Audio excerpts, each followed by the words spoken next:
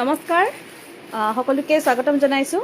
আজি এক লাইভ অহা কথা আছিলে আৰু সেইবাবে আমাৰ যিটো আপোনালোকক কথা দিছিলোঁ সেইটো অনুযায়ী আমি আহিছোঁ লাইভলৈ। আজি আপোনালোকক দিয়া সময়টোৰ অকণমান আগত আহি গ'লোঁ, বেয়া নাপাব।